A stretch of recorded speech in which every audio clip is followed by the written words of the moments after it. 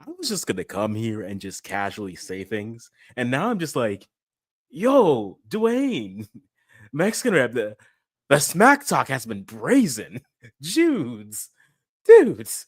Anyways, guys, welcome to the Africans do Canadian and African content, primarily because we will be the Africans don't do both. We are reacting to the Gold Cup groups, which are here. They are here.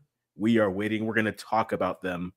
And I am, you know what? We'll get into these groups here. So, Gold Cup running from June 14th to July 8th. You have all the groups are on the screen. We'll talk about them, who we like right now, who we think can surprise. All for some reason, I'm now rooting for Suriname very hard for no other reason than I want to start with Suriname.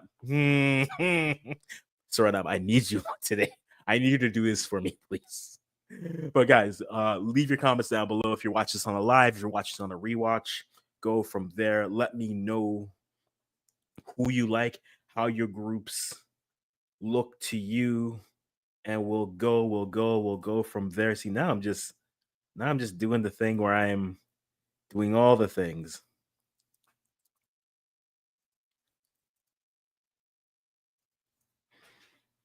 Alrighty. So we have the groups. Okay, perfect. Okay, you know what? I'm just saying this invite to everyone.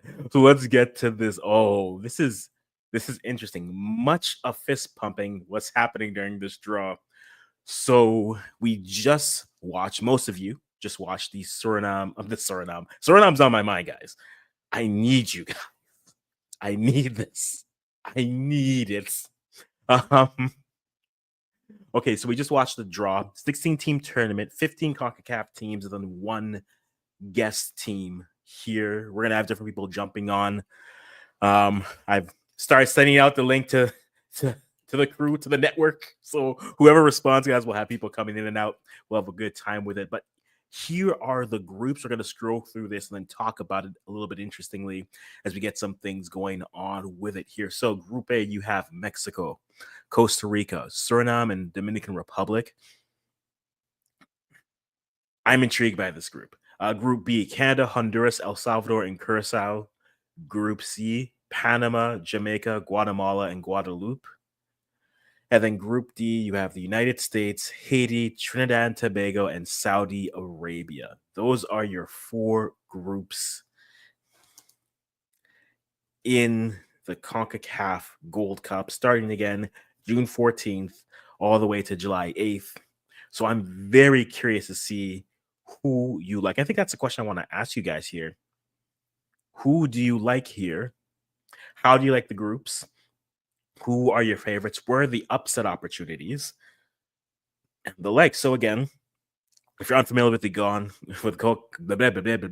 words, if you are unfamiliar with the Gold Cup here in CONCACAF, 4 groups of 4. Top 2 move on to the quarterfinals, then the semifinals follow, and then the finals. I'm not sure if they're having a third place game for this year's edition. I mean, there's enough controversy with third place games in Canada for some people. So we'll kind of see what that looks like, how that flows, and the likes. But I like this group. I like this overall setting. I think it works out rather well. Just because I think all the groups, you see a bit of a hierarchy, but then you also see, I know we're still on Group D here. Group D could be very fascinating in terms of what Saudi Arabia brings to this tournament and what they do there, because Saudi Arabia could be a team that could be a Qatar team where they finish second, possibly top their group, or they can be a team that gets 3 games and then they would be complete. With it being here, you assume they're going to bring a full roster, but we'll have to wait and see what they bring. But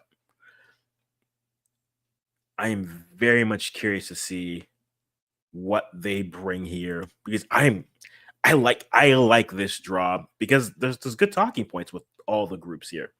There's good talking points. In Group A, you have Mexico, Costa Rica, Suriname, and Dominican Republic. Right, Costa Rica, I think they are going to be a good team. I think come next Gold Cup, they're going to start to knock on that top 4. I feel that highly for Costa Rica. I think they are coming. They just need to gel a little bit more as a unit, and I think that will be them. Suriname is a team that I call them I call them the Dippin' Dots team in the sense that they're the side that it feels as if every year people are saying this is the year they're going to do something. Maybe they just had 1 year, but Suriname is, can they make the leap? Dominican Republic is the side I like what they've done, growing their team on both the both on the youth levels and coming up to the senior team level. So I like this, but I think every team here has a story here. And as always, we'll kind of talk about it as it goes through. We're going to throw in Mo. Musa, you're in the building. I see you, good sir. How are you doing, sir? Yo, you hear me? Hey, yes, you see me. Suriname is my team. Listen. The amount of smack talk of them is brazen. I was like, really? I want to start with Suriname. I'm like, ooh. Oh, give me 1 second. I think maybe I'm not hearing you. I am hearing you. I don't think you are hearing.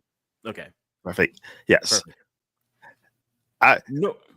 I'm maybe a little biased because I don't know if you saw my last interview. Oh, I saw it. Shaquille Stein is Suriname, so yeah. I will be rooting for him to make his name. That's why. I was watching when the Mexico keeper's like, I want to start with Suriname, because I'm just like, really? We're just gonna listen. As a Canadian, I know a thing or two about speaking a bit too early. So I'm just gonna say, is this the good luck, Mexico? Like, I'm sure you are confident. Hey, they've won the last 2 tournaments. They're feeling themselves. They are back in a spot where they feel like they are at the top of the CONCACAF footballing mountain. So, walk your walk, talk your talk. I get it. But Suriname, I need you. Suriname. So you mean all the people up north are saying Suriname? Do you? I don't know if all the people are. I know I am. I'm sure Canada and the US is saying the same thing. I mean, I need more chaos for a year out. No more things. I mean, honestly, for Mexico, if they run through this tournament, not to say it's going to be easy, but if they win this tournament, I mean, welcome back, Mexico Kings of CONCACAF. We've missed you. We've missed you so much. But like, this group is interesting. Like I was saying before you jumped on, I think Costa Rica is a side that is, I think they're putting it together. I think come next Gold Cup, they're going to be knocking on that top 4. I think they're that good, and they're going to continue to be there. But now this is like, give the kids some experience. Give some of those, the Ugartes of the world, the Ugaldes of the world, right? Give the all those guys, give them some run and see what they can do here. They're dangerous. Suriname is a side that we're waiting for them to take that step in CONCACAF, right? Since 2021, we've been waiting for them to take that next step. And they've kind of stayed in that level. So now it's a conversation for me is, can they now push and now be the side that says, okay, we are in this tier, which is like that second place, technically in a third place tier in terms of 4s. So now they want to push into that second place tier. Can they get there? Which would mean they'd have to bump someone down. So can they get to a tier where they can bump it side down? I think that is interesting. And Dominican Republic, I mean, they had a good run to reach the Olympics. They had a good run at the U20s.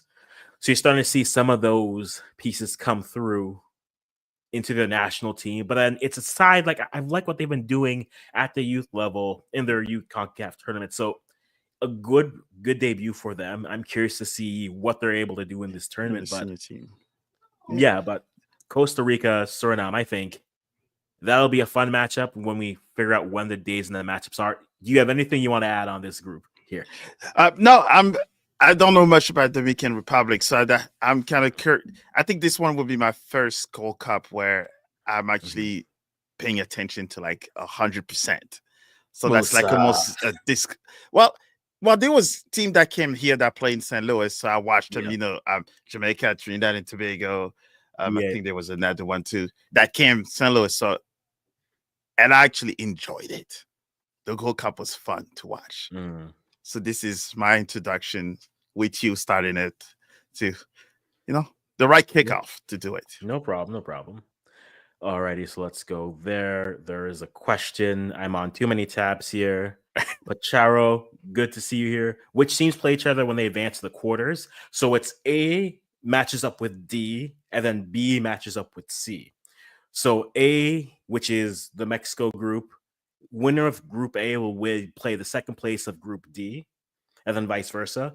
And then winner of Group what B will play the winner of Group or the second place of Group C, and then the winner of Group C will bring the winner of Group B. So A and D match up, and B and C match up. So if you are in a Group A or B or Group A, basically, we'll just go to Group D right now because that's the matchups where it is. You'll play the winner of Group A. People are assuming is Mexico will play the runner up of Group D, which could be Saudi Arabia, could be the United States. Dare I say, could be Trinidad and Tobago. Dare I even suggest, could be Haiti. I don't like you. You are the resident American here, sir. So Resident of the United States. I mean, residents. I don't claim them, but residents. Yes.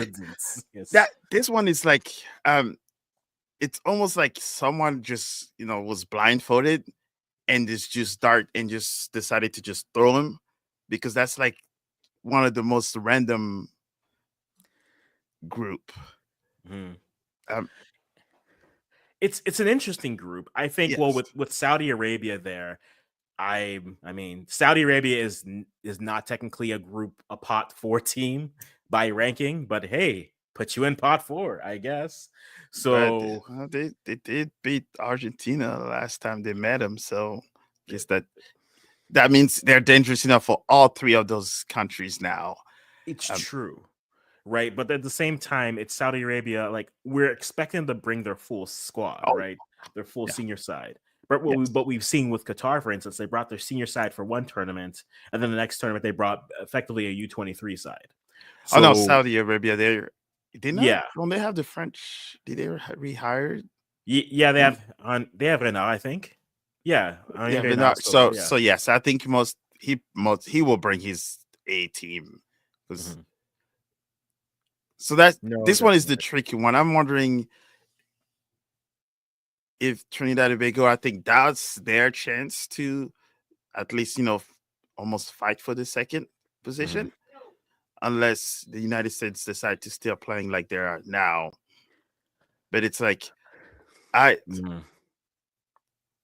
almost all 3 of them, US, Trinidad and Tobago, sorry, Haiti, those are my people, but maybe 3rd place. And I'm just wondering which one of the United States, Trinidad and Tobago, and Saudi Arabia will be the one kind of try to take the first spot. It is. Like, I think for me, it's like, if you want to talk about the US, it's how healthy are they? Right? Because they have played poorly enough with a depleted squad so much that we've started the conversation of would they be better if they just brought MLS players versus just the other? Like, they're injured, guys. Relax. Let's relax. Now, yes, it helps that Patrick Agyemang looked hungry. It helps that Diego Luna looked hungry, wanting to play. It doesn't help that he, helped tear Alphonso Davies' ACL. I won't forgive you, Patrick. This is tough for me. This is emotional. Ghanaian Americans making me choose. I don't like this. Okay, I don't like this. Welcome to dual nationalities. Yeah, it's a tough life.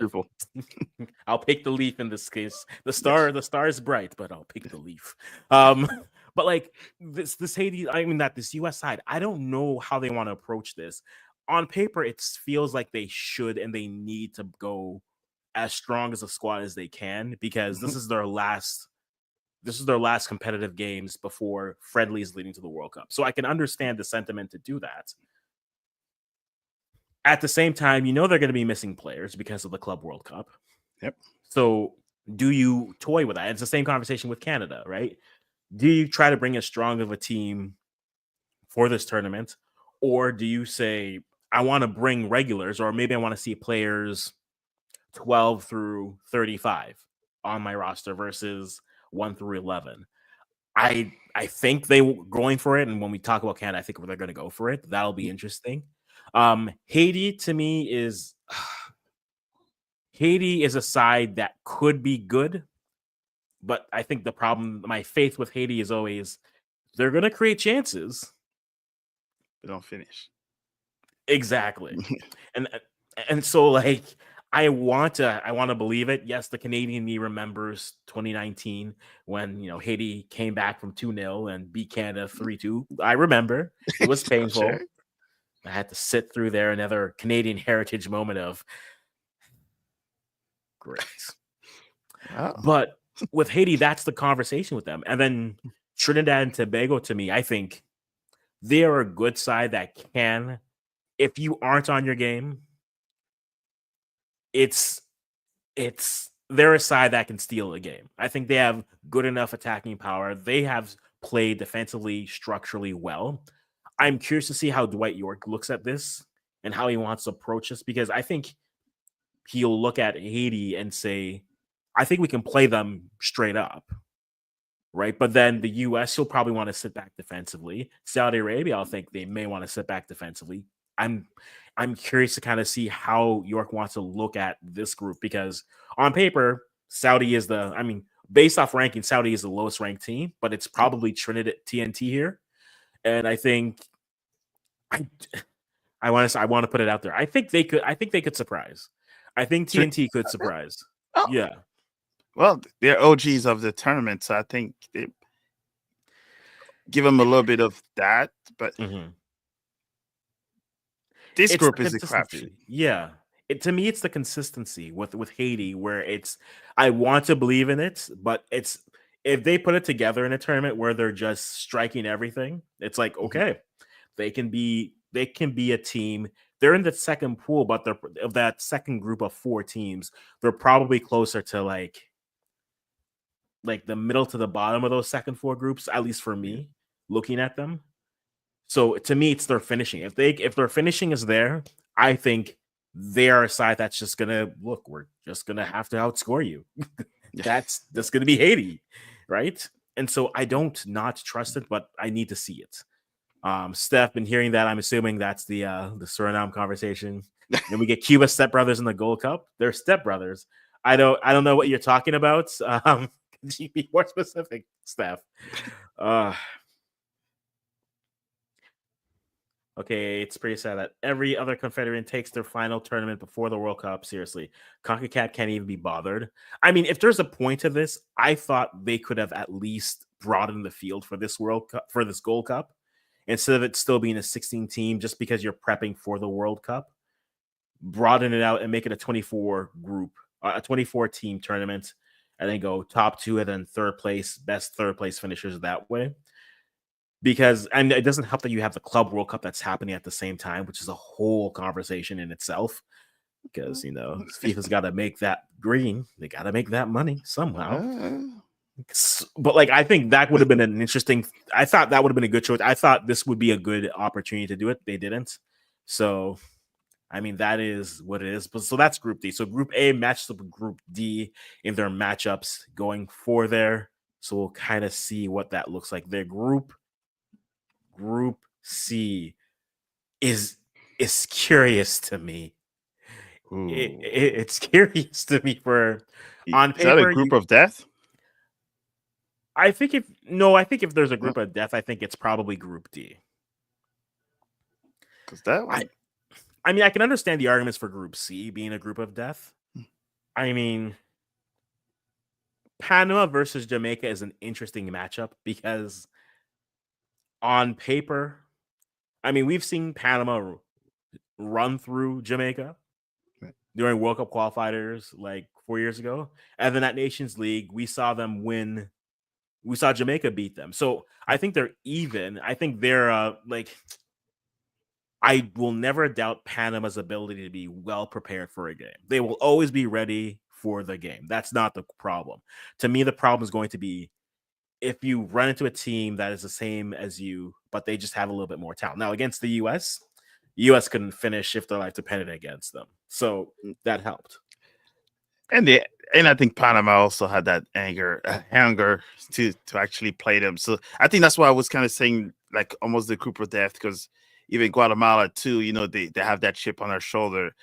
Unfortunately, my French folks, Guadeloupe. might surprise a few, but it's like if you were to look at that group, it's like who's almost there's not like the guarantee of who's going to be first. Mm-hmm. It could be one of the first three. It's interesting because how they've played, because Jamaica had Guatemala in, I think, their Nations League or they played them recently, and I had issues with how they played, and so I looked at it from a conversation. I'm like, I don't always like how Jamaica plays different teams,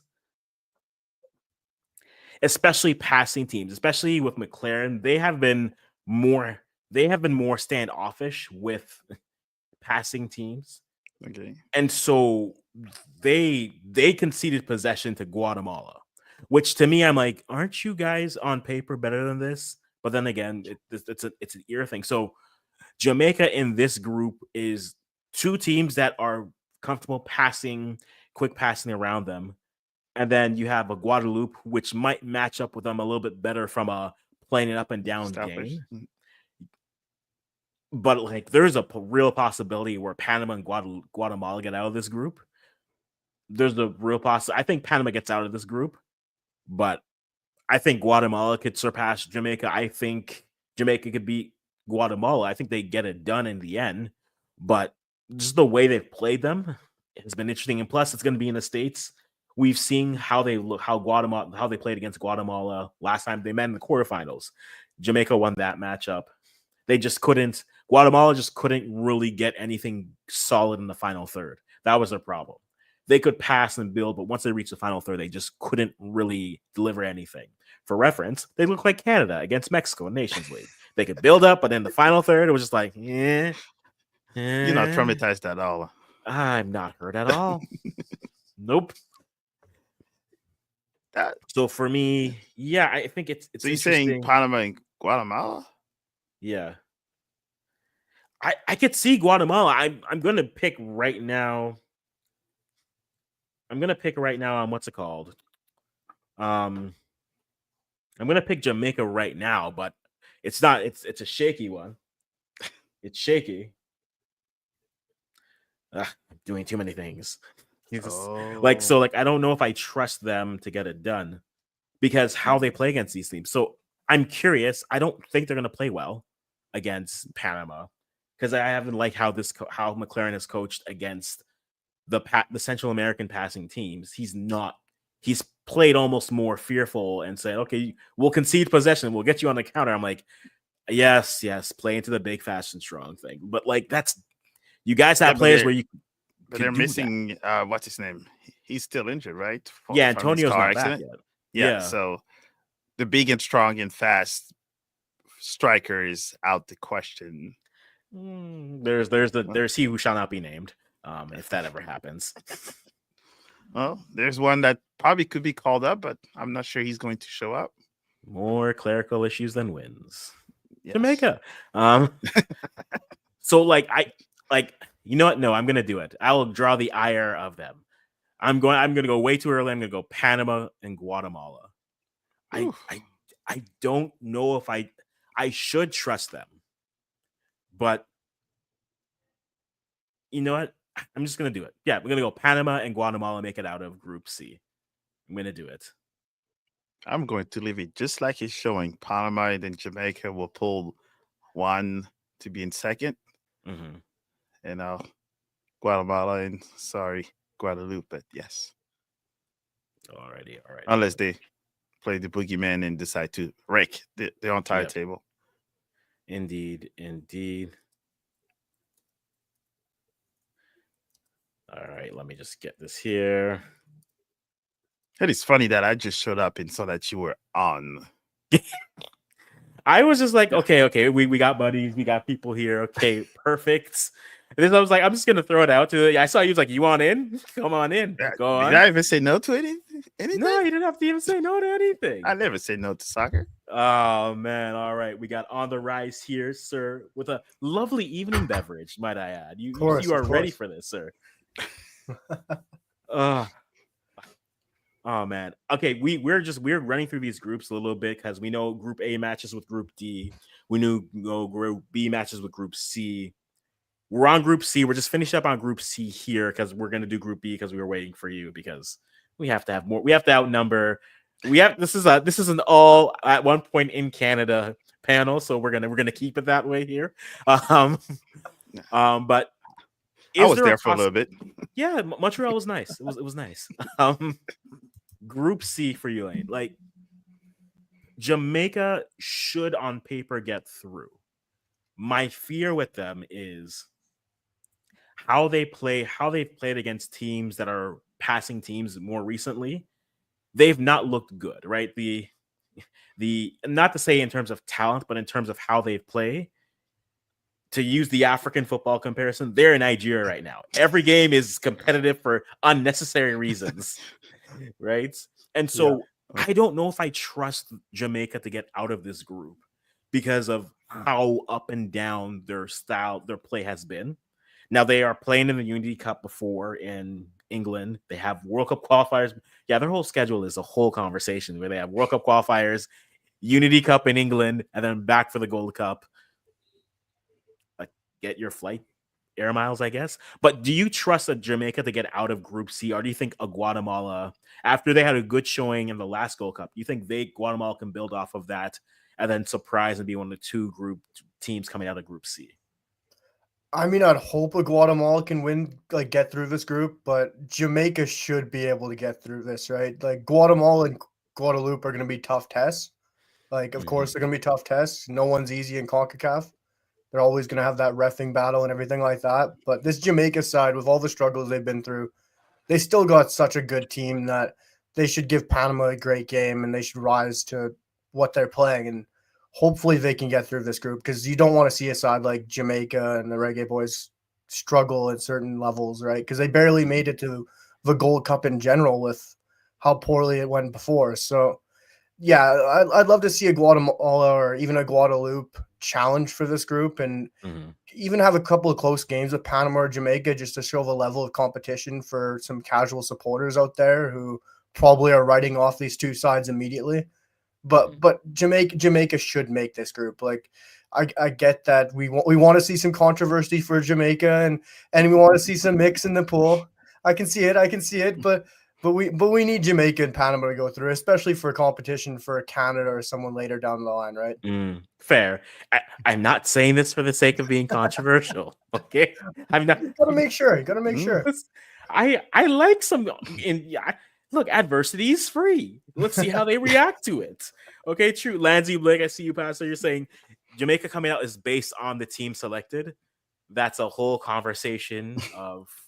That is a whole conversation. So I get what you're saying there. I do, but I think I don't know. Like I'm looking at teams based off of their form, and I think you see it with Panama, right? Panama, we've had this conversation, Lane. I think Panama low-key probably should be in the conversation and saying, look, we made the Gold Cup finals, we've made the Nations League semifinals. Take us seriously, please. Like, please take us seriously. So I don't doubt that. But Jamaica is just like, is this the year that they finally do it, right? Is this the year? The same conversations that we have with Suriname when we say they need to take that next step and reach that next tier of teams. If we're going based off the pots here, they're in that third tier. Suriname needs to take that step and then get to that second tier. For Jamaica, it's you guys need to be taking that step and going into that first tier, challenging the Panama, challenging a Canada, challenging a US and Mexico. And the last few times, yes, there's 17 minutes in Toronto against Canada. We remember again, I have very traumatic memories of things. Against Mexico, like they drew them away in Nations Leagues. Good for them. And then against the US, it was just like in Jamaica, they were there. But then once they got to the US, it was just like the US decided, oh, we're just going to run. We're going to be faster. We're going to be crisper. And so we're waiting for Jamaica. Squad selection is a whole conversation there because where do you take your team from? Do you take the best players or you take the players you're trying to, build up and build a shop window and sell everyone? I'm not saying what the best choice is, but I grew up when you bring your best players to every tournament to try to win. but that's just me. I'm just a Canadian talking about this.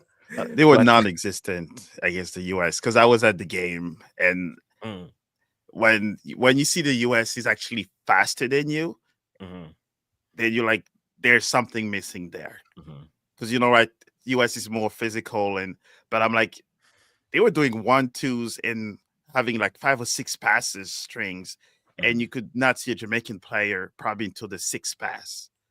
So there was like, I don't know if they were just there to be there, but I was not too impressed whatsoever on that compared to the Gold Cup when they were in St. Louis, where it was totally different and they were more, Mhm. faster.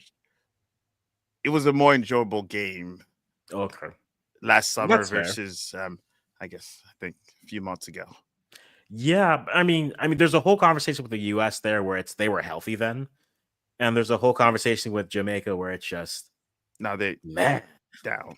It Yeah. was bad. man, when they and that's a thing when they run up against, and that was the thing we were saying about their group, right? We've seen them in World Cup qualifiers where Panama ran through them, and they play them better in the second game. And there was whole things with squad rotations, but then at Nations League, Jamaica got the better of Panama there. So it's just my issue with Jamaica is just squarely the coach. I don't trust the coach because if they're gonna play more defensive against teams, Central American teams who are more passive instead of putting some pressure on it, at that point I'm like, you're gonna concede that? I don't know if I trust you against Guatemala now. Like, I don't know if I should.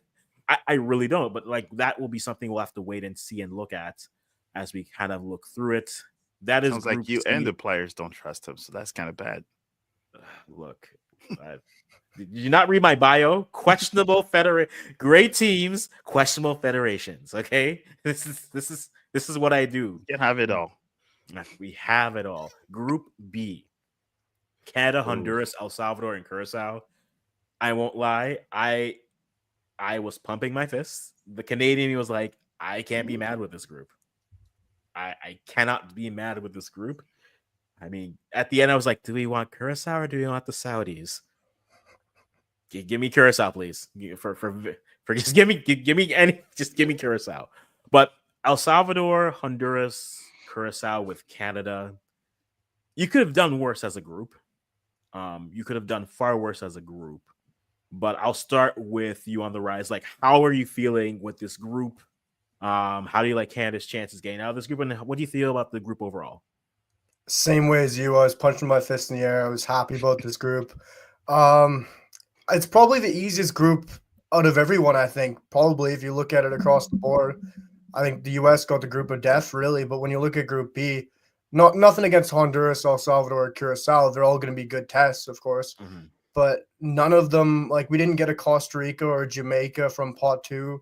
We didn't land a Saudi Arabia in pot 4, like you said. And it's not a cakewalk, but it's still the easiest group.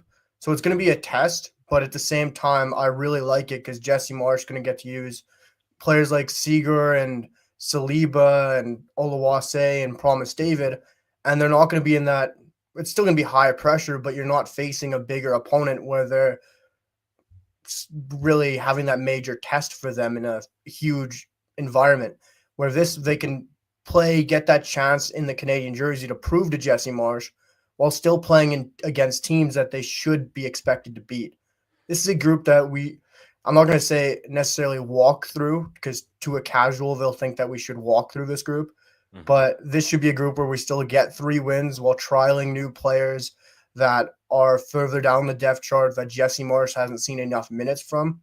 So I think I really thought this was the perfect group because, yes, we don't get to test ourselves against a World Cup caliber side playing in the World Cup, but that'll come further into a tournament. That's how I look at this because if we want to win this tournament, we're going to have to play a Jamaica or a Panama or Mexico or USA, right? So that's going to come later down the line. So this is a group which I find very exciting to test out new players. Promise David has a great chance to go out and score some goals against not a major side where he should have fun against these teams. Yeah, no, it's true. Like, it's just me. I was looking through the groups here, right? For Nations League, El Salvador and Curacao both won their Group Bs and then qualified afterwards. Honduras finished a point behind Jamaica in their group. when it came for World Cup qualifiers. Not Nations League. And if we remember, Honduras pushed Mexico to the brink in their group, and then Mexico did the Mexico where on the road they were like, oh no, what do we do? And then at home everything went right, and it was just like, they did the thing again.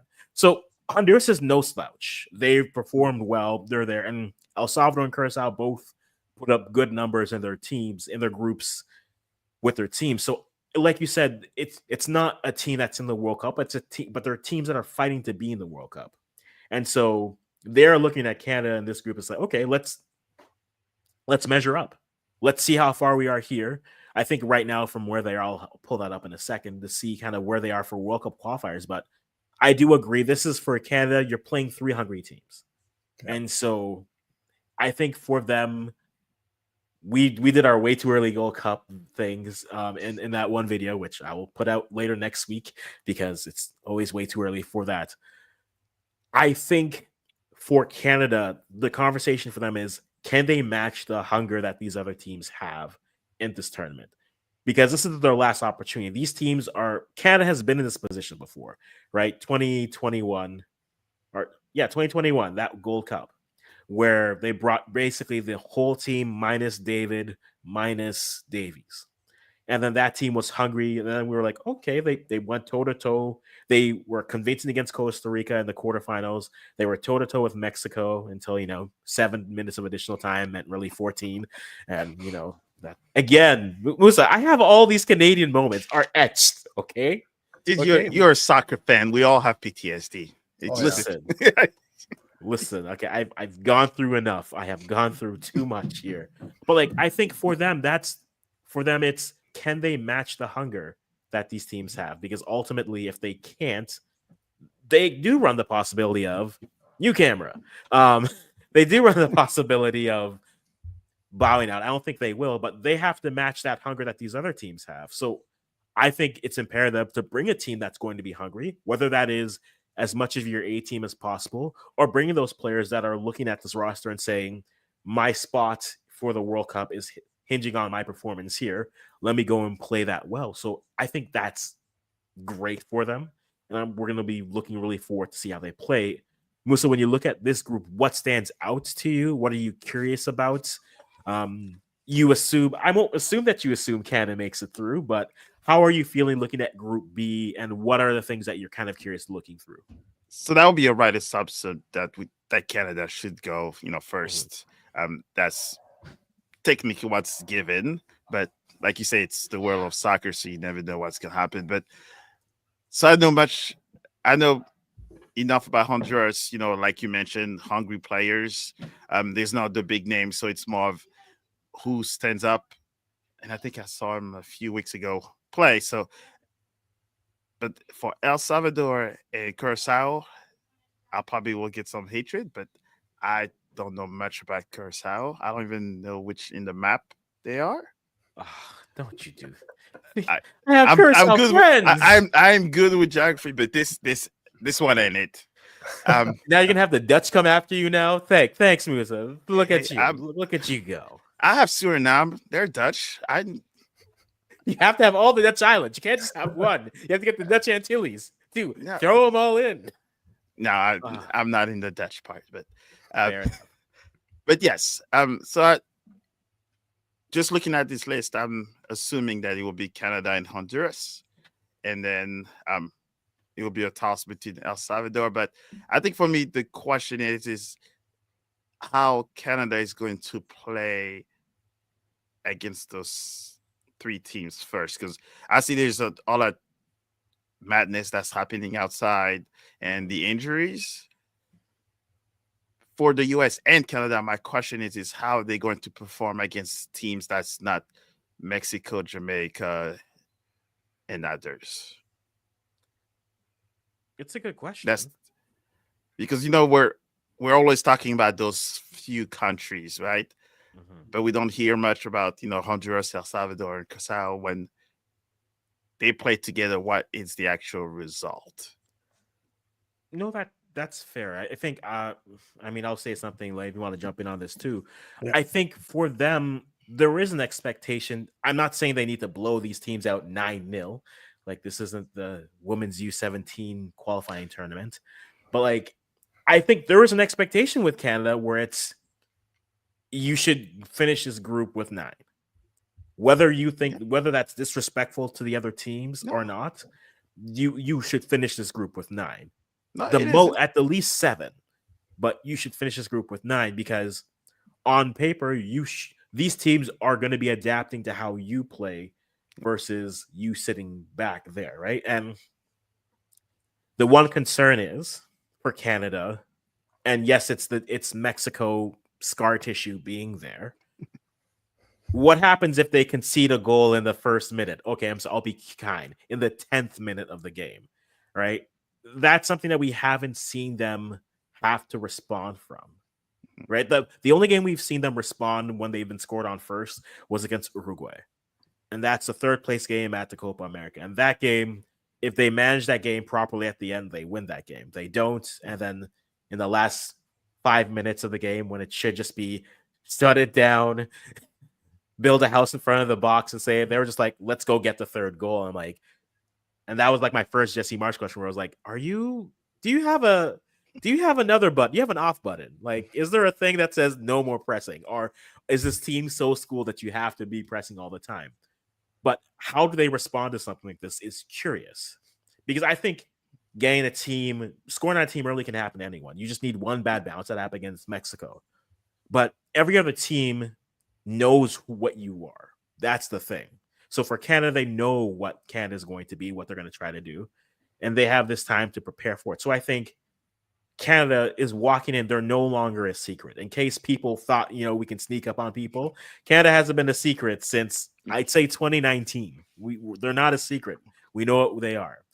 So can they manage that type of expectation with the crown of expectations? I think that would be how I look at it, and that's my question. Dane, what do you think?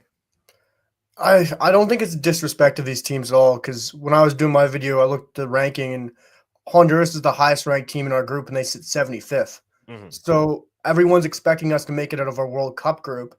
And if we can't walk through this group or do it in a reasonably easy fashion, how are we expected to not walk through, or get through a World Cup group as well? Mm-hmm. So we got to play them both into our hands, right? And I don't think we breezed through these teams. I think we made maybe 2-0, 3-0, 3-1, something like that. But we should be winning convincingly here. No disrespect at all to these 3 nations, but they're going to give us tests. And, of course, the rivalry against Honduras is going to be there as it was previously. That's going to be in effect. But we should be able to win these games quite well, even if they're a test. And if we do get scored on early, it'll be very interesting. I agree with you how we respond back. And it really comes to how Jesse Marsh sets up. Because, like me and you talked about on the live before against that Mexico game, he set up the wrong way against Mexico, and then that came to haunt us when we went down so early. So if we set up in how I hope and expect us to set up, like we did against the USA, I expect if we do go down early, I really think we can switch and turn the clock and be able to take it to these teams, even if we go down. Because like you said, this team's going to have to be hungry. There's pressure on Canada to go out there and win this tournament now, especially after the failure at the Nations League. So no matter who comes to the squad, they're going to have that hunger to go out and win this tournament. And against hungry sides, I think no matter if you go a goal down, if you go a goal up, you're going to have to want to continue to score more, continue to impress Jesse Marsh. And there's going to be a lot of new Canadian supporters watching this team too at the Gold Cup, right? There's a hype around the Nations League and everything around it, especially that game against the USA. So I think there's going to be so much supporters watching this that they have to have that hunger to continue to raise their level for this team in this group. No, agreed. Like we said before, I think they need to win this. Like, from a Canadian perspective, it's trophy or nothing. It seems a bit crazy. Would I accept the finals run? Yes, I would. But I think if we put all our eggs in the Nations League's basket, saying they need to win this for the greater good, I mean, not the greater good, but like for the casual fan, for building up hype for the World Cup, you say, okay, you needed that. Now we got the matchup they wanted, not in the game that they wanted, and they got the result that they had wanted, so that's fine. But now you're reaching the Gold Cup, and I think the Gold Cup has more history. It has more prestige. I think this is the one that if they can, this Canadian team, we've said this for years, they have been waiting and they are still lacking that stamp of approval of that accomplishment, right? And so making the semis of Nations League twice is great. Having 3 great performances at the World Cup, but going 0 for 3 is great. At the end of the day, they need something to validate this generation. You don't want to, and not to say that they're the same thing, but like you don't want to be Belgium. You don't want to be Belgium, who a team that has a generation that some would see as golden. I'd say it's more blonde than anything, but it was golden generation. It is a golden generation. But like, what does Belgium have to show for it? And again, different confederation. But to me, it's if they need something to stamp and say this is what this group has accomplished, and it will be great at least, even if they don't do anything. I mean, we want them to do more, but give us this so at least we have this to hang our hats on and say, well, we did this. I mean, a good run of form and it worked. We mentioned the teams. It's interesting because I want to kind of talk about some of the teams, some of the groups. Honduras in Group A for World Cup qualifiers. This is World Cup qualifiers we're looking at. Right now, they're sitting at the top of their group, so they're doing fine in that sense. Costa Rica, Trinidad, and Tobago, not in the same group, but both teams still performing well. Curacao topping their group C with Haiti, who are in Group D for the Gold Cup. Where is my Group E? I don't care. We're talking about Group E. Guatemala and Jamaica in the same group. Interesting. I think that means that they'll play each other. Yo, that's jokes. They could possibly play each other twice in the span of a week. Now that I think about this. Because they'll play for World Cup qualifiers, and then the Gold Cup starts on June 14th. So hopefully the organizers like chaos and just say, yeah, give them that game too, and make them play each other after that. But I think, interestingly, for what they are and what they've been trying to do, like we said, for Canada, I think it's winning it. What does it mean if Mexico wins this? Right? We kind of started with this conversation a little bit earlier when we got to Group A, but if Mexico wins this tournament, right, is it just as simply as saying, welcome back, Mexico, your crown was cold for a second, but you can wear it again? Or is it just a good run of form from the Mexicans, gaining form, and for them it's, this is how you want to go into the World Cup. You've won nations, you won the Gold Cup, you now in theory would have won 2 nations, or 1 gold, none. One gold. I can't words, guys. I can't word right now. Okay. If Mexico wins, what does it mean? Anyone take this? I can't talk good anymore. You go. If they win it, they're probably going to keep on saying that they are the best, because, right? Yeah. Yeah, exactly. Yeah, they're just walking to the World Cup and all that and says we're sharing the World Cup, but we are it. We are the main attraction. Yeah. We are the main event. Yeah, I think that's fair. I think they're already the best in CONCACAF, regardless, win it or not. Yeah. Like, I don't think they need this. I don't really think they need this trophy. I think the Nations League was probably what they wanted at the end of the day. It was the one trophy that eluded them. Yeah, exactly. It's a 4-year-old trophy. It's a 4 tournament old trophies, but I mean, they finally have it, and we got in the semis. So yes, so that's good. Now, conversely, for the U.S., like, is there a? I said for Canada, I would accept a finals appearance if they may even possibly lose, but I need them to win. What is the line for the U.S. in this tournament? Do they need to win this tournament to calm some of the fan base, to calm some of the alumni who are saying, what is wrong with this team? From what I'm hearing, they have to win it. Yeah, 100%. Yeah, it's not even a question. And it is the last competitive tournament before. So it's like, if they cannot play against these countries and win it, there's going to be some very strong questions leading to the World Cup, because if you can't finish these teams, World Cup, like if you have, for example, Haiti and Trinidad and Tobago inside Arabia, you're playing them now, right? Mhm. But then you face them again in the World Cup. Guess what? They are actually a totally different team in the World Cup Yeah. because now they're playing pride of the country and the world watching. Mhm. So if you cannot beat them now, your chances at the World Cup is probably slim to none. Mhm.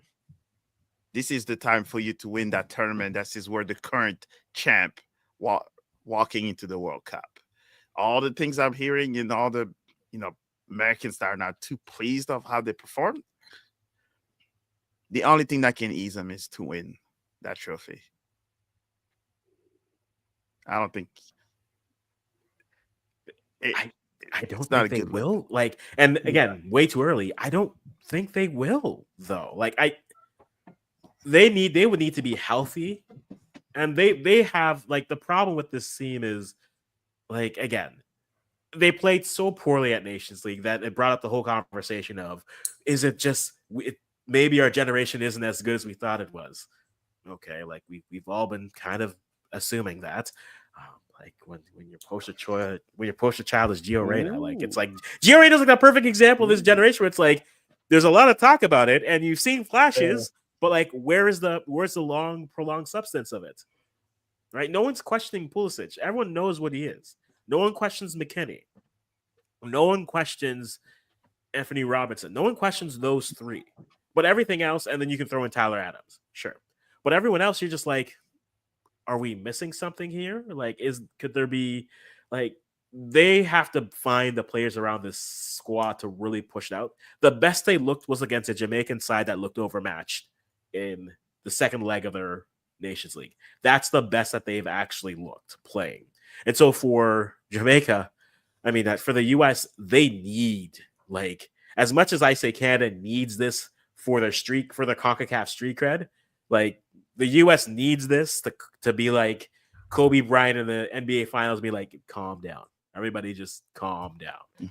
But I don't know. In the same way that I don't trust what I've seen with Jamaica, the same way I'm like, they are just a side that they haven't got the finishing, right? Their best finisher to me, their best nine, Balogun is great, but their best nine finishing wise is Pepe. And so it's a conversation of will they just put it together at some point? Because I've seen too many games where for long stretches they can pass the ball, but then once you get to the final third, it's just like nothing really to show for it. They, as much as Canada, I say desperately needs this trophy, the US desperately needs this just for their own psyche to be like, okay, we won this. I mean, they'll then downplay like it's just the Gold Cup. I mean, what we wanted. So for that reason alone, no.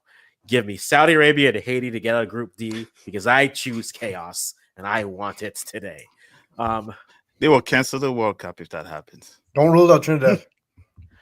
That's the thing. We've seen Trinidad play the US well, Yes. though it was away. Yep. But the thing that Trinidad has done well, and again, I was saying this earlier, with Dwight York, how do they approach the US? Because I think they'll probably play Haiti straight up. And then the Saudis, I mean, it's that man. It's Renard. It's that man. If there's a man who can pull a tournament final out of nothing, it's Hervé Renard. The Bond villain before. He did it with Zambia. He did it with Cote d'Ivoire. And each time my Ghana was left on the side wanting to win. So I see that, with man. The Saudis. I don't want this. I want no part of this, man. But they look good enough. They could be good enough. Like there's a real possibility that they don't get out of this group. As crazy as it might sound right now, because I said it to you. I don't think they do. I told you the it's US rogue, won't. but yeah, I texted. Yeah, I don't. That's my rogue prediction here. Like we were talking about hunger, right? With Honduras and El Salvador and everyone. Haiti, Trinidad, they're all gonna have it. Saudi, they're not from CONCACAF. They're gonna have that hunger.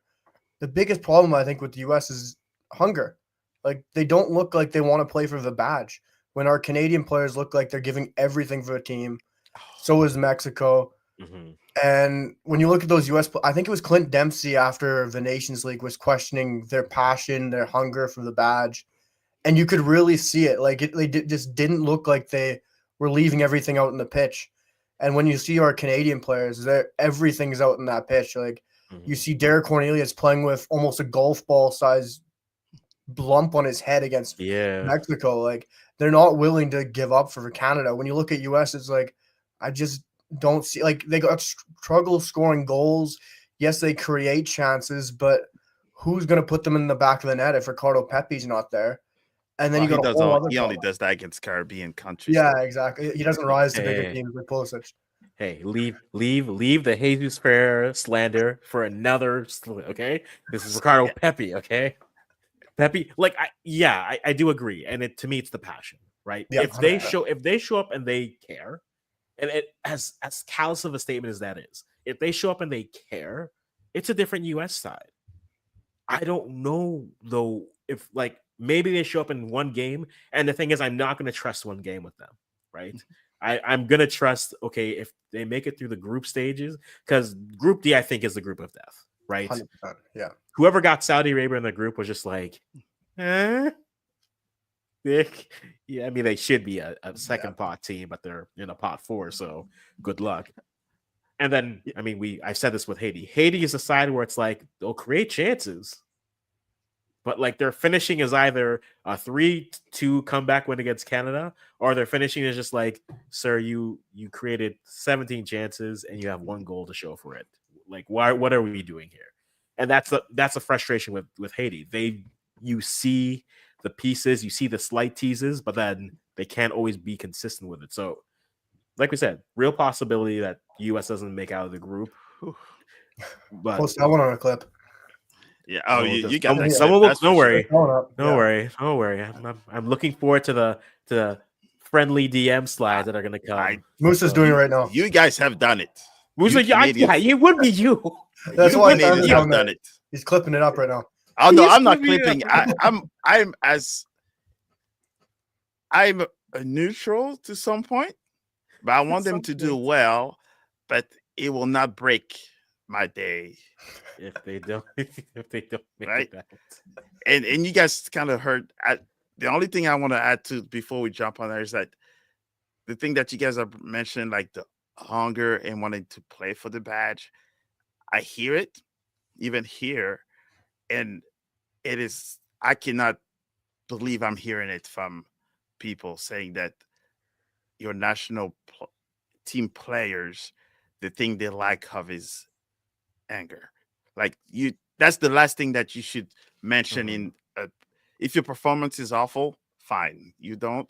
But saying that they don't want to sweat, bleed for the badge, me as a French Senegalese player, I cannot fathom that with any guys. Like if your leg is broken and if they said you have 10 minutes left, you should still be playing. I could block a shot, Yeah, yeah, exactly. So yes, I'm taking it from you guys. No, that's no problem. I do have a question on that though. Like, is it just because they haven't been tested in that sense, right? They're professionals, so that testing part shouldn't even be that they were part. playing Canada. Did they show any hunger? Yeah. But here's what I mean by tested, right? If we look at Canada right now, fairly or not, you could say on their starting 11, the back line is set, and then in the striker position, Jonathan David. That's like those are your locks. That's about it. Everywhere else you could argue, and then stack. Stefano Stacchio for sure. But outside of that, goalie is a competition still. It's still open. The second midfielder, you assume it's going to be Kone if he gets his form, but Choignard has shown that he can play well and allow you to play. Out wide, Schaffelberg was playing well, as was Liam Miller. Liam Miller gets hurt. Schaffelberg gets that run. On the other side, Ahmed is playing well. Tejan is playing well. There's hunger for those players, but then there's also nothing guaranteed. We flip that over to the American side. Yes, they are injured. I'm always going to say that first because they are injured, but don't give them too much though. That's still also a couple. Everyone's injured though, right? Yeah, I understand that they are injured to a point. However, is everything locked up for them? Where what players are playing for their spots right now, right? Does McKennie have to play better? Does McKennie have to play with hunger because there's a midfielder that's pushing him for a starting spot? Yes, maybe no. Does Timothy Weah have to do that? No. The reason why Diego Luna looks so good is because, a 10. Look at that, guys. A 10. Yeah. But then also, he's a player who has that type of player has to fight because this might be his only audition. So I'm leaving it out on the pitch. Patrick Agyemang, the same thing. He gets a call up from Camp Poutine. Camp Cupcake. I'm trying to will it into existence. But okay, he gets a call up there. He scores. He goes now to Nations League. He has another audition. When the nines are all healthy, he at least has that with him that says, "Hey, I came here on my stage was given. I did something with this." Right? How many players have we seen come get called up and they get a stage and they don't do anything with their opportunity? Right? I think for the US, there might be a problem where we say this casually for Canada, but it might be reality for the US where I say casually for Canada, I think Jesse Marsh has about 90% of his squad for the World Cup penciled in. It might actually be the case for the US. So are you fighting for something? Should that be the case? We're still bringing up Gio Reyna off the potential of what he could be. At some point, I'm still confused on his situation. At some point, you are what you are, right? And this is nothing against the player, but it's like at some point, you need players now. You need players to be pushing and challenging for that. Maybe they haven't found that player, and maybe that means for a window, you just say, "Give me our best performing MLS players," to send a message to everyone in Europe and say, "Hey, you got to work for this." Maybe that's what they need to do. But you don't see that drive. You don't see that push coming through. And then there's Mexico who are just like, which Jimenez do we start? The answer, yes. Yes. You start them both and they'll figure it out. And as it should be. It should. Yeah. I guess we'll figure out how that managed. Maybe I grew up in the different place, maybe where. Listen, not everyone got to grow up with Clairefonte down the street, okay? Not everyone. And not even that though, right? You can see other countries that don't have that structure. Mm-hmm. We probably could take this entire show if that would be a problem. But one thing is, I think shopping for players for your national team is a big problem to begin with. I don't think it's as big of a problem. No, it is. And the reason why I'm saying that is when you're chasing a player, right, to come and join your national team, and if he happens to not have lived long enough or played long enough or attached to a certain part of that country, that national pride is different. Yes, 100%. I don't disagree with you on what you're saying there. On the premise overall, I think you can overchase, no doubt. But again, if you're recruiting someone, what are you recruiting them for? Right? What is look, I can go to Whole Foods and buy out the entire section of organic tomatoes. Do I need it? No, but I want it. Right? But what are you building? Are you making sauce? Okay, then you have the wrong. Beet tomatoes aren't good. Give me some Roma tomatoes and we'll make some good sauce. Are you making a salad? Then give me the salad tomatoes. Like, what are they building? Right? And that ultimately comes down to I'm not trying to make excuses for this team. Please understand this. I'm not making excuses for them. But we've seen them play one good game with this coach. Then we've seen this coach with his full, as healthy as the lineup is, for maybe one window. And so it looks bad right now. Yes. Has it exploited the depth of the U.S. program? Yes. I will, believe me, I'm 1 foot into this boat, but I'm waiting to see it with a full squad. And then believe me, I will captain that boat with you. I will be at the front of it like Leo on the Titanic. I will be the king of the world, and I will stand there with my arms spread wide. Yeah, but you might not like it, but there's the countries that have a foreign coach is not going to win the World Cup. I'm sorry to say it. it's a true stat. Also, only 2 continents have won the World Cup. So yeah, exactly. So thank you for trying to do my Canada wins the World Cup dreams. That's okay. I'm sorry, but I'm just set proper We're expectations. making the how I see semis. it. We're Rules making up the states as well, so we'll take it it. does. Yeah. That Hey, means Mexico I wins it. am a French national. Let's put it that first. This is true. Other countries select players to fit system. Jamaican players select players to fit vibes. Again, we could have an entire segment on Jamaica. Does that say anything Believe about me. Mason Greenwood or? Oh my Sure, goodness. sure. This- Just him. Just him. Mm. No. He's in Yeah, his how own vibing section or what? Yeah, how about that one? I mean, Mason Greenwood against Guadalupe. Guadalupe. What are we saying? if He's look, gonna lit the place up. Oh yeah. Playing wise, he's like the great fit. he I is, don't know like, if yeah. the publicity behind it is what might be the issue, but playing wise, I think that was a steal from Jamaica, 110%. If he is a fit for them, speaking again, we all know the off the pitch. I'm gonna acknowledge it. I get it, but like they don't have a 9. They don't have a consistent 9 right now, right? You could even argue that Mikel Antonio, though with the pedigree, could fill the 9 role, but wasn't filling up the goals like he had done for West Ham in years past. If he comes in, right, he fills a direct need, hands down, right? And then every other conversation with Jamaica that I have, which is like, so like, are you just gonna bypass the midfield again and then just go out wide because you don't believe in CDM or Cam or anything? Or are you Do they gonna have tell any? me you need Yeah, to build go one. watch every time I show up on a Jamaican stream and me just say like 98s again, Mhm. talking about bypassing the midfield again. No, but I think if he does come, he fits a need, and it could be interesting. But then again, my problem with Jamaica is I don't trust the coach. So Trinidad don't- and Tobago, you don't trust the coach? Oh, I trust Jamaica? Dwight York. Oh, I trust Dwight Seems like a York. trend Oh yeah, here. Okay. yeah. All right. So Like we're beating a dead horse on that one. England doesn't want Oh, him, wow. but to be Well, honest, no, I'm they not don't want him. mad at them. No. They don't want him. You don't want No. you don't want the nightmare, the publicity thing of this. The only thing I would say is, I mean, of all tournaments, of all places to debut. Well, CONCACAF is not a bad one too. He suits the chaotic region. Yeah. Thank you for putting that. Thank you. I'm gonna steal that. He suits the chaotic region. That's the word I'm gonna go with.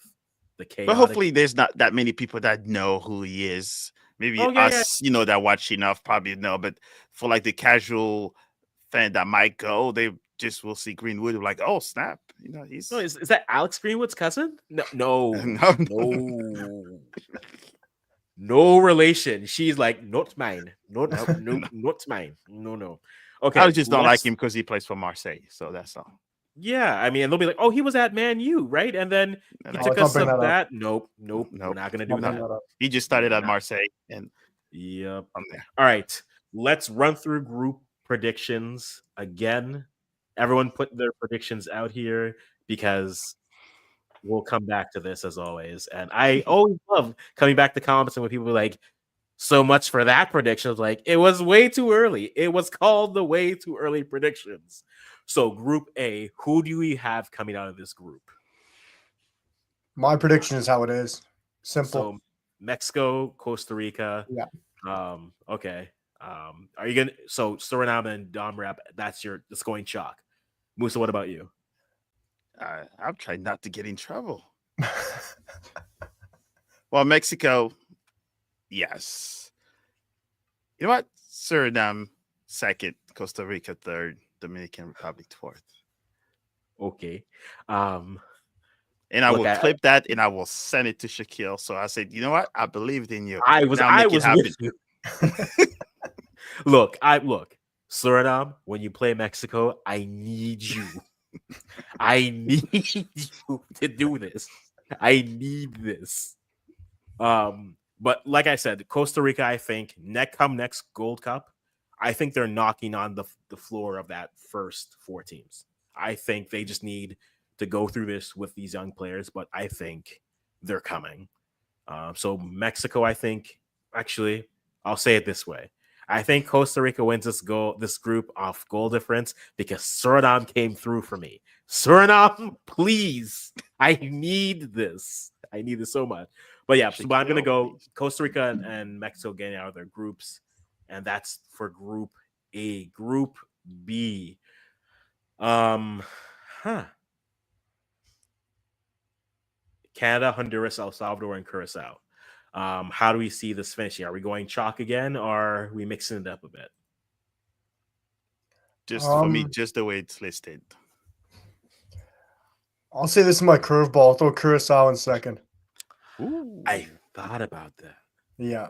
I thought about it. There's always going to be a rare team that just jumps out, right? Right. Guatemala had a good run last Gold Cup, and the like. So yeah, I think we'll do that end. Who's our dark horse team that we're not talking about enough? I want to put Curacao. I want to. We see Suriname bringing in new players. Curaçao's been low-key been doing that as well. They just don't have the PR staff that Suriname has. So I'm gonna go with, again, I think a player like David Ruiz doing well. I think that'll be interesting. So I'm gonna go chalk here, but Curacao I think is gonna push for that second spot. But I think they finish third. I think El Salvador finishes fourth there. Group C.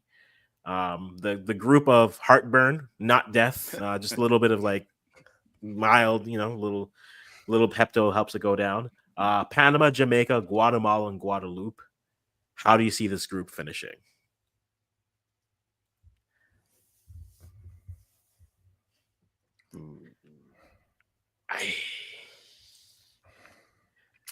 Panama's finishing first for me. Yes.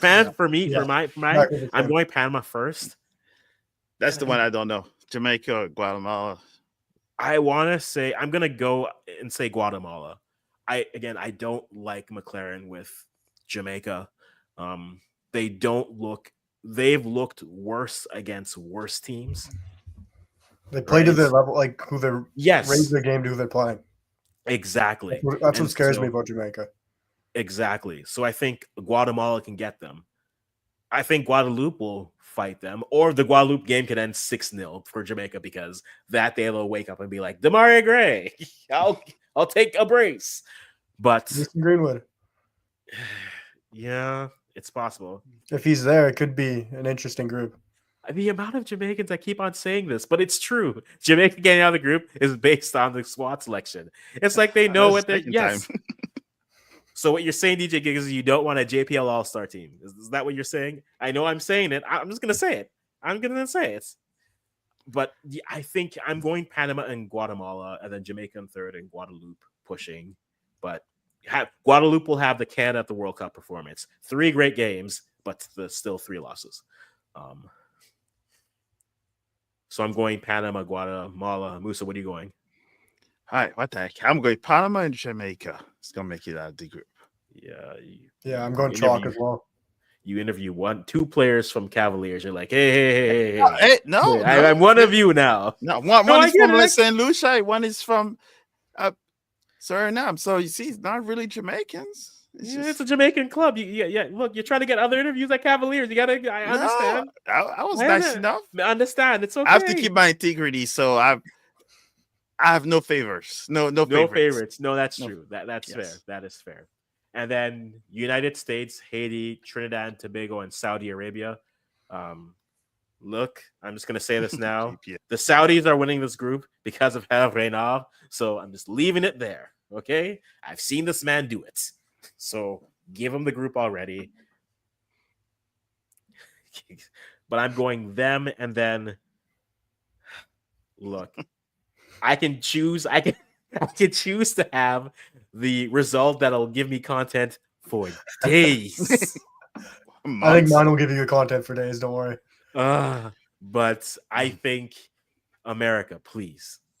Because remember, because Group A plays Group D, you could run the possibility that you get USA, Mexico in the quarters. So Saudi Arabia, I'm not asking you for anything. I don't want any favors. I don't want to owe you anything.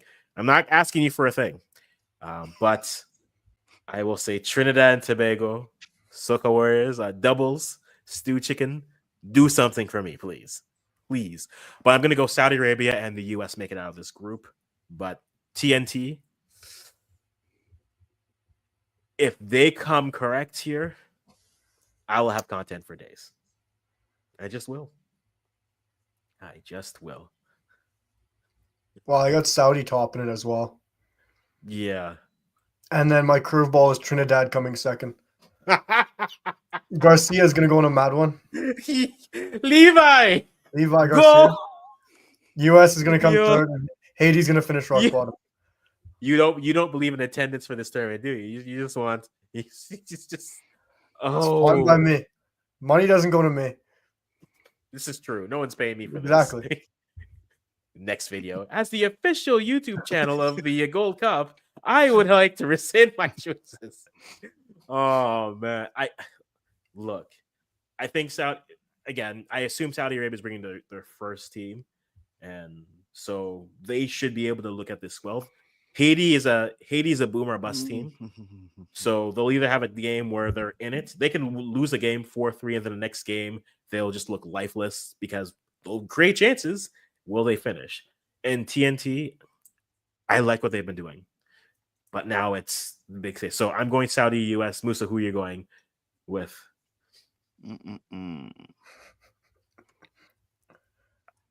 Think wisely, because hey. I mean, we're being last streamed thing I all need over is the a world. knock on my door. That's for sure. Man, this group could go anywhere. True. You know what? US first, Trinidad and Tobago second, Interesting. Saudi Arabia third. Oh, It's okay.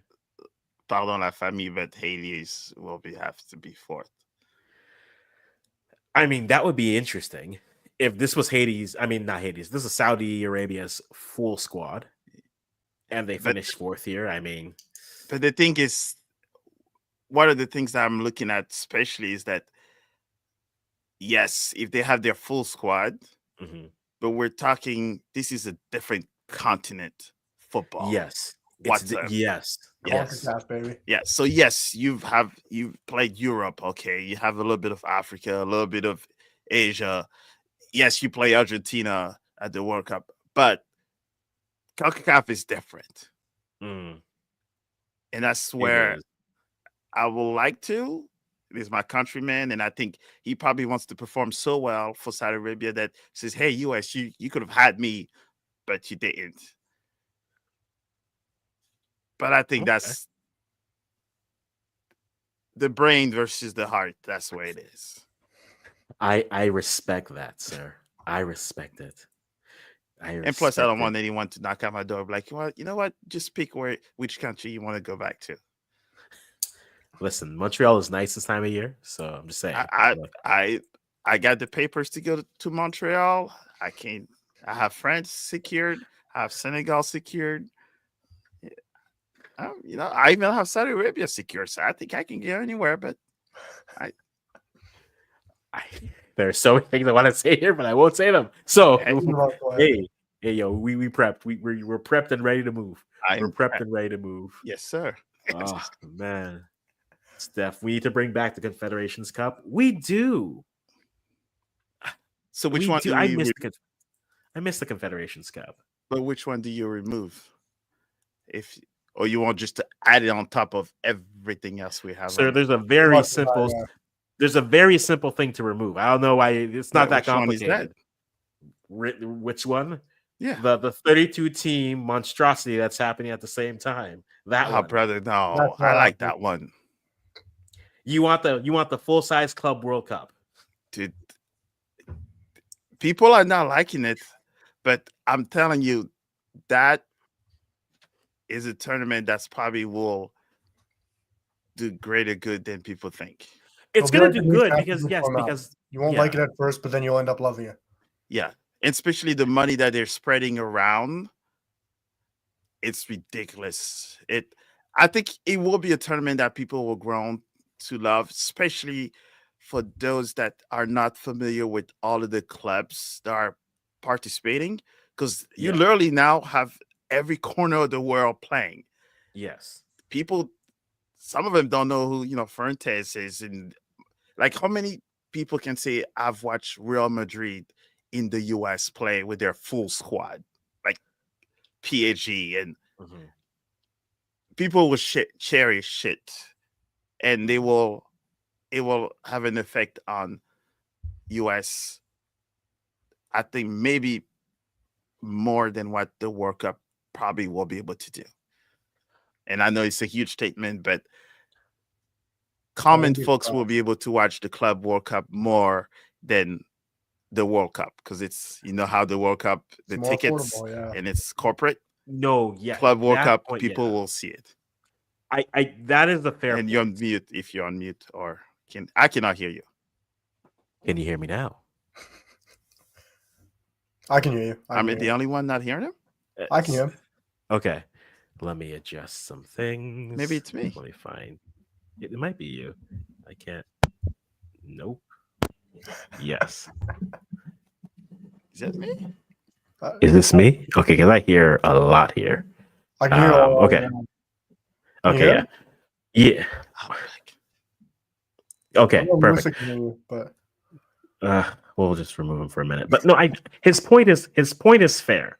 I Yeah. think it's going to do numbers because brands do better than in football. There's the established brands, which are your teams, Mhm. and then you have events, and especially in North America, like the North America could, if they ever did the Clasico, El Clasico in the States, it would sell out because there's enough fans here that would come and see it and come and watch it. So it's a fair point.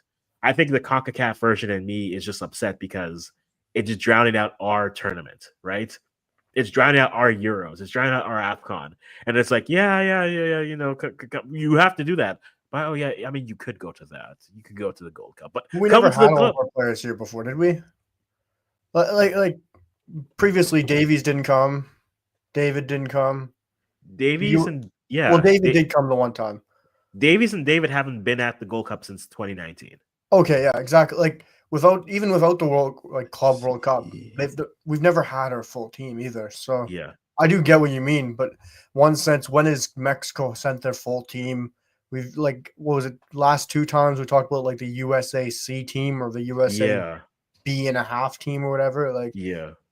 These are Euros. I get it's in the middle of everyone's summer because their club season is absolutely drained. Mm-hmm. But maybe at some point we got to talk about, do they put it at the same time as the AFCON? Well, I don't know if that's changing. That's changing the topic massively, but we do that. But I've learned. We're gonna do it, yeah. But maybe then it gets the attention it deserves, right? If they put the Gold Cup in at the same time, like early January. Okay.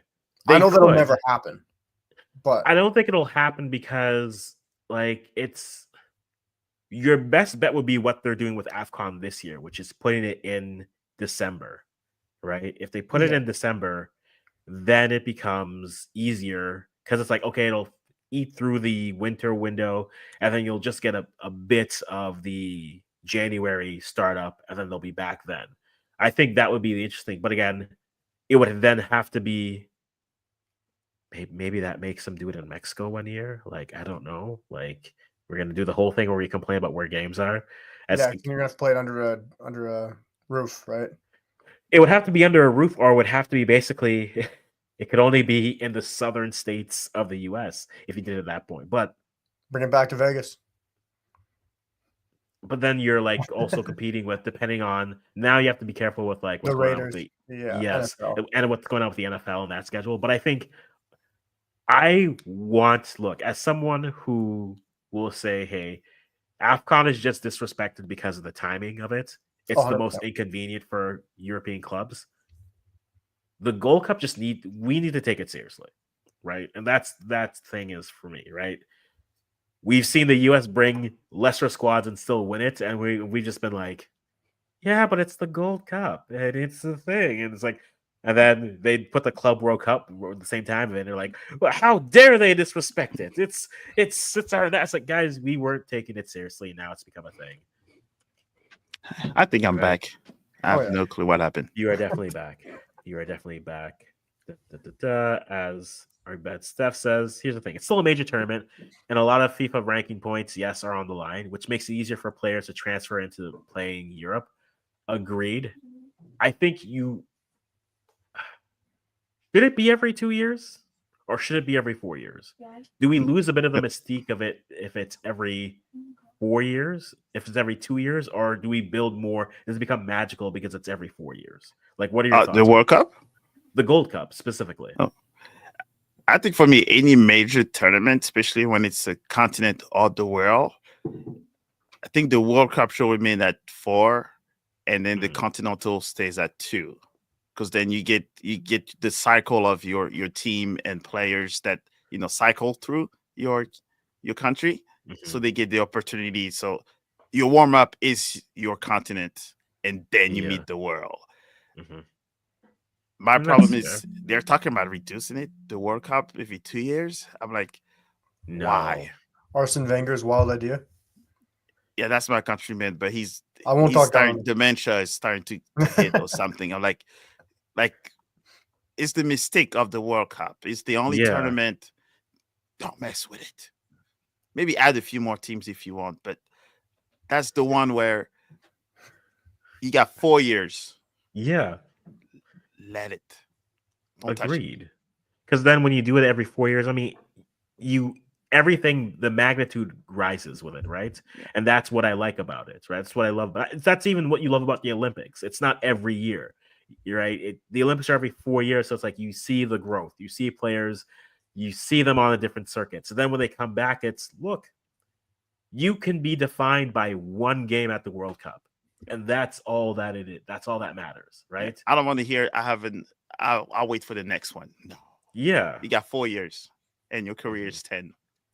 You got 2 tops. Yeah, they do. AFCON and CONCACAF put it every 2 years to help players get to better leagues. I mean, let's be honest. Some recruitment, some scouting is basically tournament watching, right?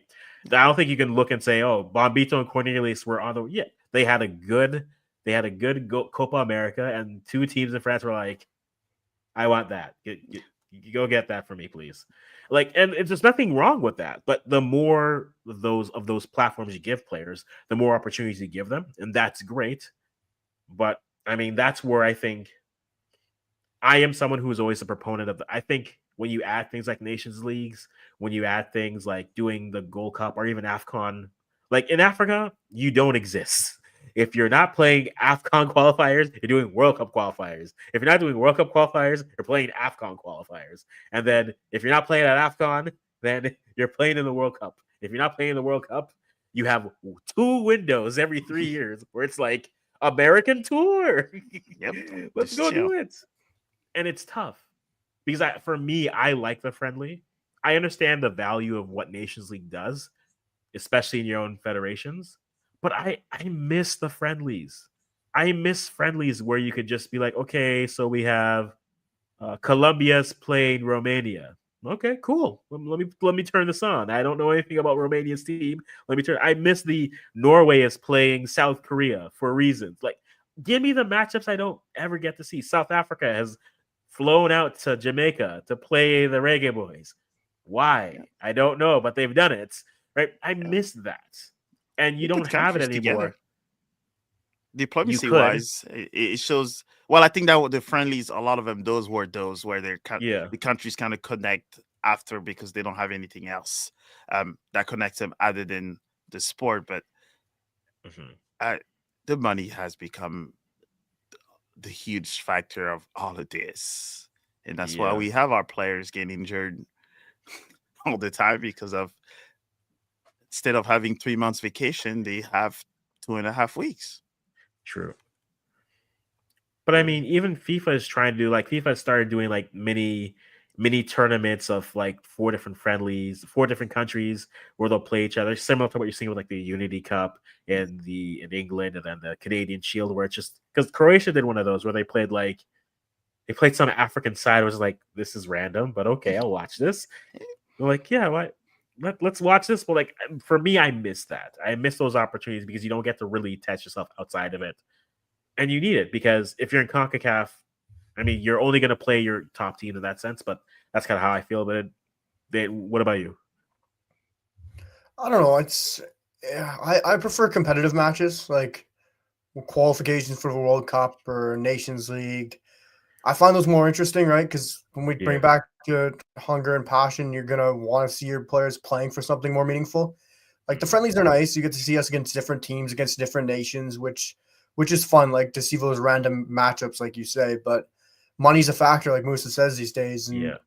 and especially with the way the economy's going. What we've seen with our association, what we've seen with other associations within world football, it's not at a great place, right? So it's not Mhm. easy to make those friendlies when you have a money incentive towards it, whether it's the World Cup, your continental tournament, or something along those lines. It makes more sense financially for these teams as well. So the friendlies, there is that financial element, but how exciting is it for some supporters for these days, right? When Yeah. travel is so difficult as well. No, that's fair. That's fair, and it does. And like again, there's value to Nations League. It's not, I miss being able to look up on a FIFA window, and be like, okay, who's playing who do I have to get like 8 VPNs to go watch this game happening that's only being broadcast on someone's phone because I've had to do it. Like Yeah. Oh yeah. but like I miss that, and maybe that's just my youth crying out, being like, oh, I have to be young again and wanting to watch all these tournaments, but like. I miss it, but I think there's value to Nations League if you do it properly, and maybe that's something that Africa looks at some point to try to group teams in a way, or just keep doing AFCONs every 2 years, and then in between that, get your World Cup qualifiers in and kind of That's go gonna be from there. interesting. Well, Because an African Nations League could be interesting if they tried to go to a 4-year AFCON, but then did African Nations League in the same way that Europe does it, in the same way that CONCACAF does it. during the same break, that could. It could work. But then again, I mean, it's Africa. They'll schedule it like every other one does, and then people be like, "But it's in the middle of the Champions League. We can't risk our players." It's like, Well, too guys, bad. exactly. Yeah, that's the way Leave I us see it. alone. Ah, leave us alone. So, guys, we as always, I'm like, yeah, let's do a quick 20-minute stream. An hour Was that a and 30 20-minute? minutes. Oh yeah, it's a great 20 minutes. It's A little a bit tight longer. 20. A little bit. It's a tight Okay. 20. So it's a tight 20. Oh man. So we have everyone here. We have Mo Football here, guys. If you aren't following them, I'll put all their links in my description. I'll try to tag them in this video afterwards. And then we have On the Rise here, Canadian football, St. Louis football, and then me talking about all things. I have been sleeping this week. Every day I'm like, okay, I'm gonna do that women's window, and I fall asleep. I'm like, okay, I'll do it tomorrow.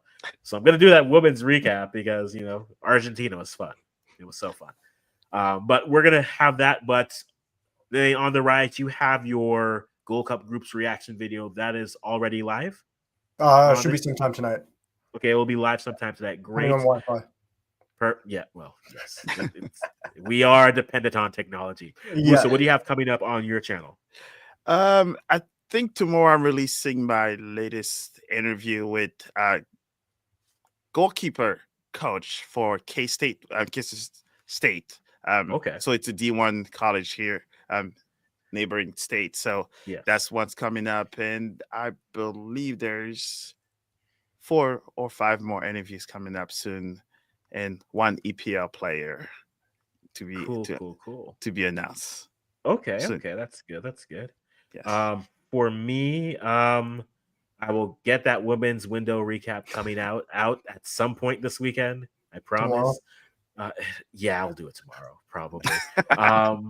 And then I did a podcast with Pro Sports Podcasters.